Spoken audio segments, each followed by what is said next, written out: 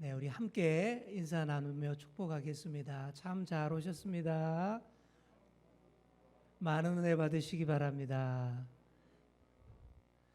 네, 오늘은 열린다 성경 동물 이야기 두 번째 시간으로 오늘은 두 동물, 서로 비슷한 과의 두 동물을 살펴보도록 하겠습니다. 바로 나귀와 노새입니다. 자, 나귀는 나귀라는 종이 따로 있죠. 그런데 노새라는 동물은 원래 있는 게 아니라 암말과 수컷 나귀를 이종 교배해서 새롭게 나온 종입니다. 자, 우리 사진 보시면 이 나귀와 노새 사진으로 한번 비교해 보겠습니다. 자, 퀴즈. 이 중 어느 게 노새이고 어느 게 나귀일까요? 손가락들이 엇갈리는데요. 자, 우리 정답을 공개합니다. 자, 자, 보시면 나귀가 제일 작아요. 말이 제일 크고 나귀가 제일 작아요. 그리고 노새는 좀 더 큰데 나귀보다 크고 말보다 작은 중간 정도. 그래서 노새 이렇게 되어 있습니다. 나귀는 많이 보셨는데 노새는 약간 낯설 수도 있습니다. 자, 우리 먼저 나귀에 대해서 한번 생각해 보겠습니다. 사실 이 나귀라는 동물이 우리 사람들에게 썩 좋은 이미지는 아닌 것 같아요. 왜 그럴까 생각해 보면 이 말은 참 멋있고 우아하고 좀 잘생겼죠. 제가 생각해도 말은 참 멋진 것 같아요. 잘생긴 것 같아요. 달리기도 빨리 달리고. 자, 그런데 이런 말에 비해서 나귀는 좀 덜 생겼습니다. 그죠? 좀 못생기고 머리도 크고 다리 짧고, 그죠? 팔다리 짧고, 팔은 아니죠. 다리 4개가 짧고 머리는 크고 빨리 달리지도 못합니다. 그래서 그런지 나귀에 대한 부정적인 이미지가 성경에도 많이 나와요.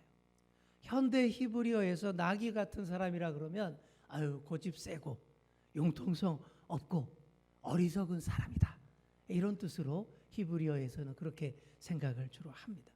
이 나귀에 대한 부정적인 이미지는 창세기에서부터 나와요. 모리아 산에서 이삭을 데리고 가서 제물로 바치는 아브라함 이야기 아시죠? 바로 그때부터 시작이 됩니다. 자, 창세기 22장 4절과 5절 말씀 보시면 이런 말이 있습니다. 제3일에 아브라함이 눈을 들어 그곳을 멀리 바라본지라. 이에 아브라함이 종들에게 이르되 너희는 나귀와 함께 여기서 기다리라. 내가 아이와 함께 저기 가서 예배하고 우리가 너희에게로 돌아오리라 하고, 이 구절인데요. 자, 여기서 보시면 탈무드는 이 말씀을 이렇게 해석합니다.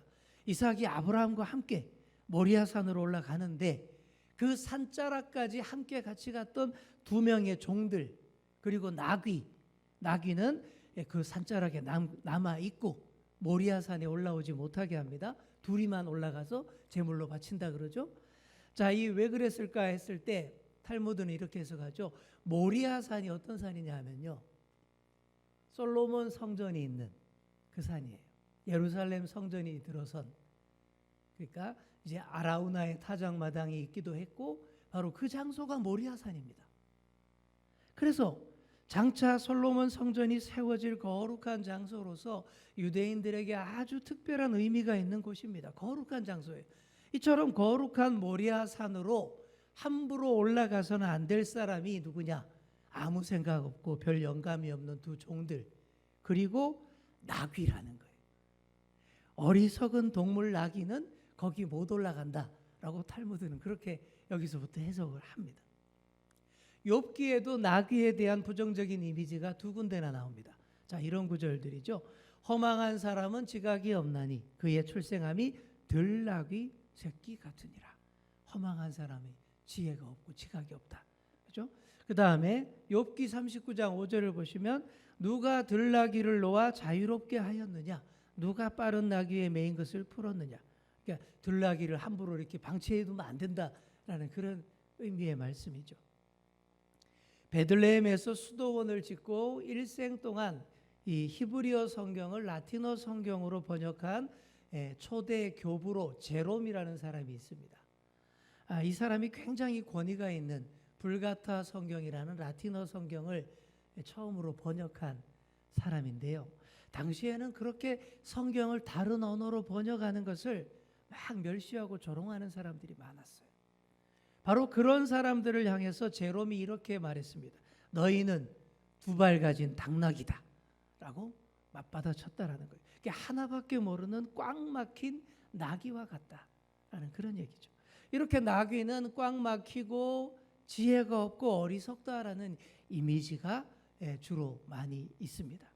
그런데 성경을 또 보시면요, 나귀가 꼭 그런 동물만은 아닙니다. 생긴 것도 좀 덜 생겼는데 지혜까지 없다 그러면 안 되잖아요, 그죠? 자, 이사야서의 말씀을 보시면 이런 말씀이 나옵니다. 우리 같이 한번 읽어볼까요? 이사야 1장 3절 시작. 소는 그 임자를 알고 나귀는 그 주인의 구유를 알건만은 이스라엘은 알지 못하고 나의 백성은 깨닫지 못하는도다 하셨도다. 아멘. 자, 여기 보시면 나귀는 소와 함께 이스라엘 사람들보다 더 훌륭한 존재로 여기 나옵니다. 그죠? 소도 그 임자를 알고 나귀도 그 주인의 구유를 알고 엉뚱한데 안 가는데 도대체 너희 이스라엘 백성은 도통 모르느냐, 이런 책망이지 않습니까? 그러니까 이스라엘 백성이 지금 나귀보다 못하게 이렇게 되고 있는 거죠. 정말 나귀는요, 자신의 구유에서만 먹이를 먹는다고 합니다. 엉뚱한 데 가서 막 들이밀고 막 먹고 그러지 않는데요. 그래서 이 구유라는 가축의 먹이통이 순종을 상징하는 도구라고 합니다. 그래서 유대인들이 생각한 이 구유의 상징성을 정확히 알면 우리 예수님 탄생의 때에 나오는 그 구유에 대해서도 그 정확한 의미를 알 수가 있다라고 합니다. 우리 예수님의 탄생에 대한 얘기가 여러 복음서들에 나오죠. 근데 그 예수님 탄생에 대한 기록들이 조금씩 달라요. 마태는 아브라함과 다윗의 자손이며 정통성 있는 왕, 메시아로 오신 그 예수 그리스도의 모습을 드러내기 위해서 예수님의 족보 뭐 이런 것들, 그리고 구약의 예언의 말씀들이 이루어졌다, 이런 것들을 자꾸 얘기하는 데 반해서 누가복음을 보시면 예수님의 탄생과 관련해서 구유라는 말을 3번이나 반복하고 있습니다. 자, 바로 이 구절들입니다. 2장 7절에도 나오죠. 첫 아들을 낳아 강보로 싸서 구유에 누웠으니. 또 2장 12절에도 너희가 가서 강보에 쌓여 구유에 누워있는, 이렇게 나옵니다. 또 마지막 2장 16절에 보면 빨리 가서 마리아와 요셉과 구유에 누인 아기를 찾아, 이렇게 말하고 있습니다. 고대 근동의 문헌에서 어떤 특정한 단어를 3회 이상 반복하는 것은 변치 않는 완전함과 계속성을 나타내는 거예요. 그래서 베드로가 예수님을 부인한 것도 몇 번이죠? 3번. 그런 베드로를 향해서 네가 나를 사랑하느냐 물으신 것도 3번인 거예요. 이게 확증하는 그게 그겁니다. 우리나라랑 좀 통하는 것 같아요. 우리나라도 3-3번 굉장히 중요시하잖아요. 유대인들도 그런 문화가 있습니다. 그래서 구유를 여기서 3번이나, 굳이 그렇게 안 써도 되는데 구유라는 단어를 3번이나 언급했다라는 것은 이 구유에서 하나님의 뜻에 온전히 순종하신 예수님을 잘 보라라는 그런 메시지가 여기 들어있는 거예요. 이 땅에 아기의 몸을 입고 오신 이후로 십자가에 죽으시기까지 계속 아버지 하나님의 뜻에 순종하여 사신 것이 우리 예수님의 삶입니다. 그 첫 출발이 바로 이 구유에서부터 시작된다라는 거예요. 그래서 유대인들에게 구유는 곧 순종을 뜻했습니다. 구유 이퀄 순종. 근데 이 도식은 성서시대 유대인들이 다 아는 그런 상징체계였습니다. 그러니까 우리는 이걸 잘 모르니까 구유에 누인 아기 예수를 생각할 때 좀 오해를 많이 합니다. 첫 번째 제일 많이 하는 오해는 구유에 누인 아기 예수님의 모습을 자꾸만 너무 작고 천하고 불쌍하고 연민을 자아내는 그런 모습으로만 자꾸 생각하는 경향이 있다라는 거예요. 만왕의 왕 예수님이 천하디천한 구유에 누워있는 모습은 우리의 시각에서 좀 왠지 짠하고, 그죠? 불쌍하고 가슴 뭉클한 그런 모습으로 이해되기 딱 좋은 겁니다. 물론 그런 측면도 있어요. 하지만 성서시대의 보편적인 주거 환경을 이해한다면 이게 좀 느낌이 달라집니다. 당시 이스라엘의 많은 가난한 사람들이 바위를 파서 만든 동굴집에서 많이 살았다라고 합니다. 이런 동굴집은 겨울철 우기에는 이 적절한 난방 효과가 되고, 또 반대로 여름철 건기에는 시원한 냉방 효과가 또 있는 그런 집이었습니다. 지금도 예수님이 태어나신 베들레헴 언덕에 가보면 이런 수십 개의 동굴집이, 오래된 동굴집이 아직도 있다라고 얘기를 합니다. 겨울이 되면요, 이 기르던 가축들까지 다 그 동굴 안으로 들인대요. 추우니까, 그죠? 게다가 우기니까. 그래서 사람들과 이 가축들이 한 동굴 안에서 같이 있게 되는 거예요. 보통 바깥에 두던 구유까지도 이 동굴집 안으로 옮겨 놓습니다. 그리고 사람들의 주거 공간은 이 바닥을 한턱 정도만 딱 높여서 거기 있고, 가축들의 공간과 구별을 했다라는 것이죠. 예수님이 언제 태어나셨습니까? 겨울철에 태어나셨습니다. 우리 12월 25일 성탄절 한창 추울 때지 않습니까? 그죠? 추운 시즌. 그래서 가축의 구유도, 가축들도 구유도 다 동굴집 안으로 들어와 있던 때이고, 바로 그런 동굴집 안 구유에 예수님을 누이셨다라고 성서학자들이 해석을 하는 거예요. 오늘 우리가 알고 있는 그런 마구간, 외양간 이런 데가 아닌 거죠. 현대인들은 구유가 무척이나 지저분하고 막 더러운 것으로 생각하지만, 이 성서시대의 서민들이 사는 주거 공간은 다 그랬습니다. 동굴 집안에서, 한 동굴 안에서 이 한턱 정도만 바닥 차이가 있는 공간에서 사람과 가축들이 함께 뒹구는 그런 생활이죠. 그래서 구유는 이 완전히 비참하고 더럽고 천한 것으로만 생각해서는 안 된다라는 거죠. 그냥 그 당시 가난한 사람들, 서민들의 일상이다 정도로 생각을 하시면 됩니다. 또 두 번째 오해는요, 예수님이 누이신 구유를 말구유로 보고 그 장소를 마구간으로 생각하는 오해입니다. 예수님의 탄생을 이야기할 때 대충 예수님이 마구간에, 말구유에 이렇게 얘기하지 않습니까? 근데 유대인들은 이런 얘기 들으면 코웃음 칩니다. 예수님의 탄생을 기록한 누가복음 2장 어디에 봐도 그게 말구유다, 마구간이다라는 말 없어요. 그런 표현 아닙니다. 단지 순종을 상징하는 구유라는 단어가 3번 나올 뿐입니다. 유대인들은 이걸 당연하게 생각해요. 유대인들은 이 구유를 이사야 1장 3절에 기초해서 당연히 나귀 구유임을 다 알고 있었습니다. 말은 지중해에 접한 평야지대에서나 요긴한 동물이고 엄청 비싼 동물입니다. 유지관리도 엄청 비싸다 그랬죠. 힘든 동물이죠. 근데 베들레헴은 어떤 동네냐 하면 해발 900m나 되는 산간 지역이에요. 산지 지역입니다.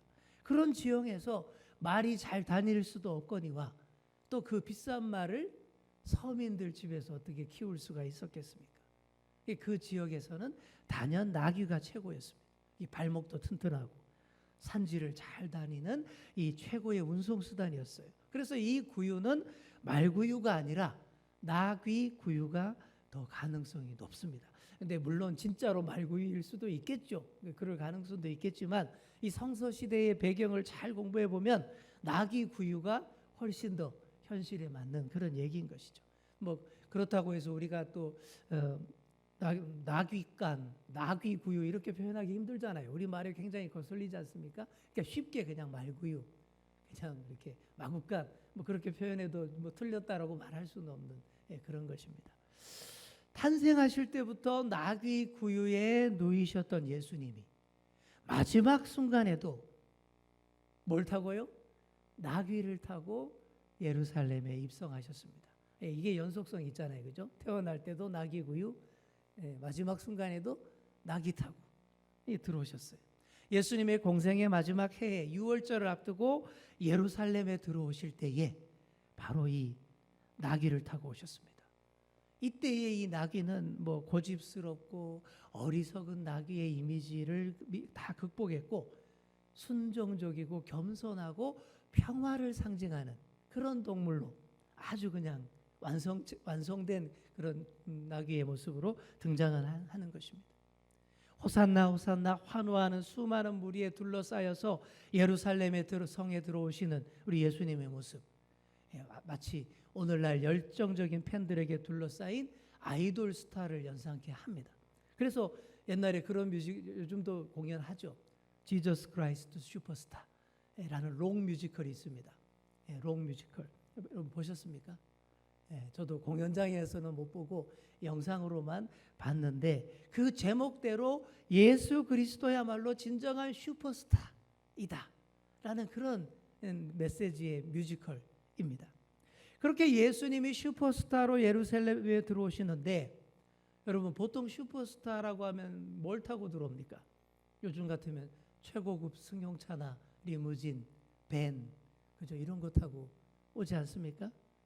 또한 최고 존엄의 왕의 행차라면, 국왕의 행차라면 아주 좋은 말이나 좋은 마차 그런 거 타고 들어와야 하는데 우리 예수님은 나귀, 그것도 나귀 새끼를 타고 들어오셨다라는 거예요. 나귀 자체가 작은 동물인데 그 중에서도 새끼라고 하니까 아마 모르긴 몰라도 예수님의 발이 땅에 질질 끌릴 정도로 굉장히 낮은 보통 사람들의 눈높이보다 더 낮은 모습으로 들어오셨을 거예요. 그래서 당시에 수많은 지체 높은 양반들이 그 행차를 보면서 폭소를 터뜨렸을 것입니다. 아마 빵 터졌을 거예요. 아우 저게 뭐야? 그랬을 거예요. 능히 그랬을 겁니다. 왜 멋진 백마나 좋은 수레나 병거를 타지 않고 작은 나귀를 타고 들어오신 것입니까? 여러분 이젠 다 하시잖아요. 그죠? 수없이 들었고 공부했고 그죠? 지난 시간에 공부했듯이 이 말이라는 동물은 전쟁과 교만의 상징이라면 이 나귀는 평화와 겸손의 상징이기 때문입니다. 유대인들의 문화적 상징에서 말과 나귀는 이렇게 정반대의 이미지를 가진 그런 동물이었던 것이죠. 나귀를 타고 예루살렘에 입성하시는 예수님 모습은 이 스가랴 선지자가 예언했던 것을 정확히 이루는 것인데 이 스가랴 선지자는 나귀와 겸손을 정확히 연결시키고 있습니다. 우리 스가랴 9장 9절 우리 함께 읽겠습니다. 시작. 시온에 크게 기뻐할지어다.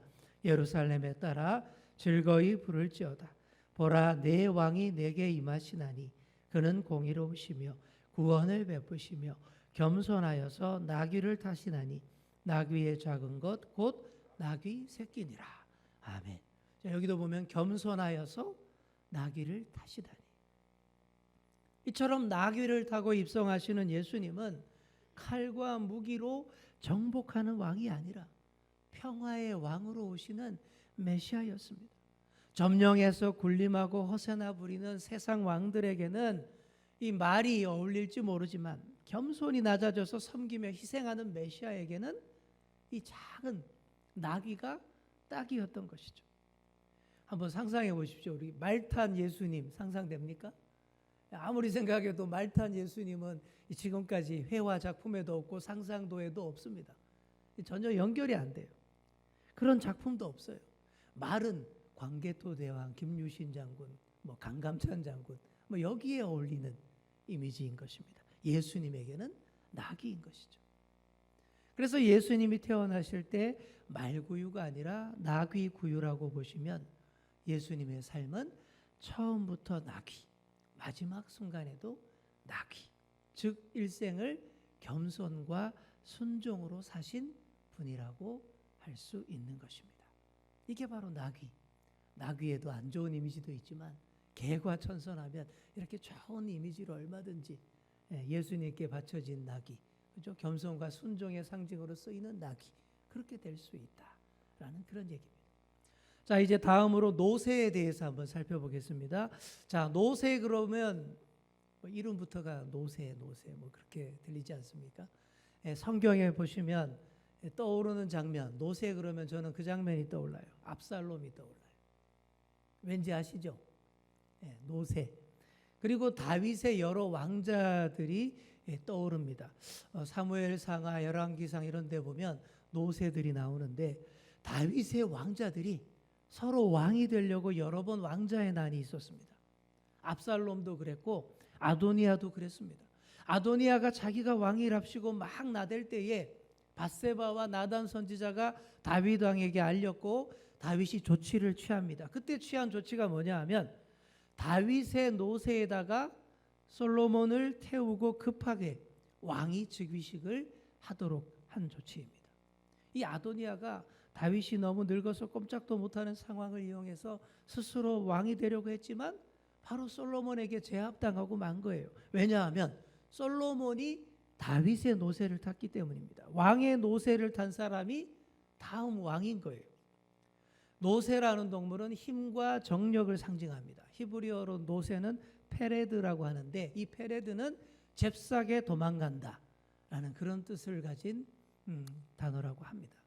이 노새는 예루살렘을 비롯한 이스라엘 산지, 경사진, 비탈 등을 넘어지지 않고 자유롭게 다녔으며 몸도 튼튼하고 그리고 거친 모기만 먹고도 잘 견디는 그런 동물이었습니다. 이 노새가 암컷 말과 수컷 나귀를 교배하여서 탄생한 종이기 때문에 말과 나귀의 장점을 조금씩 다 가지고 있었어요. 그래서 말의 스피드도 어느 정도 가지고 있었고 또 나귀의 끈기와 산악 지역에서의 운송 능력도 고루 갖춘 그런 동물이었습니다. 그러다 보니 이 노새를요 이스라엘 초기의 왕들이 이 노새를 애용을 했습니다. 나중에는 뭐 이스라엘 왕들도 다 비싼 말을 다 타게 되지만 처음에 왕정이 시작되었을 때는 다 노새를 탔어요. 노새를 왕실 전용으로 삼았습니다. 하나님이 자꾸만 이스라엘 왕은 말을 많이 두지 말라. 말을 자꾸 경계하니까 그러다 보니까 대신에 노새를 말보다는 조금 못하지만 튼튼한 노새를 이용했던 것 같습니다. 원래 모세의 율법에서는 뭐든지 뒤섞는 것을 엄격히 금지하죠. 뭐 다른 직물을 섞어 짜지 말라 그러고 뭐 어떻게 하지만 섞지 말라는 얘기하잖아요. 그죠? 말과 나귀를 뭐 이렇게 같이 한 결의로 밭을 갈지 말라 이런 말도 있고 그렇지 않습니까? 노새는 이종 교배로 탄생한 잡종 종자이기 때문에 이게 율법에도 안 맞는 거예요. 원래 이러면 안 되는 겁니다. 그러다 보니 왕실의 전용 탈 것이 되는 것도 격이 맞지 않는 그런 조치입니다. 하지만 많은 랍비들이 그걸 이렇게 교묘하게 해석해서 정당화시키곤 했습니다. 그래서 랍비 느헤미야는 노새에 대해서 이렇게 해석을 했다고 합니다. 노새는 비록 잡종이지만 하나님이 천지 창조를 하실 때 안식일 전야에 창조되었다. 이렇게 얘기하는 거예요. 안식일 전야가 언제입니까? 사람이 창조되고 그 직후에 안식하기 전에 그 막간에 잠깐 했다라는 얘기인데 창조의 면류관인 인간이 창조 마지막 날인 금요일에 창조된 것을 볼 때 이 랍비 느헤미야가 노새를 굉장히 좋게 보는 거죠. 특별한 영광을 부여해서 정당화시킨 그런 랍비였던 것입니다. 자, 그런데 노새는 힘과 정력을 상징하지만 이 지혜와는 거리가 먼 동물입니다. 그래서 시편에 노새에 대한 부정적인 언급이 이렇게 나옵니다. 시편 32편 9절 너희는 무지한 말이나 노새같이 되지 말지어다.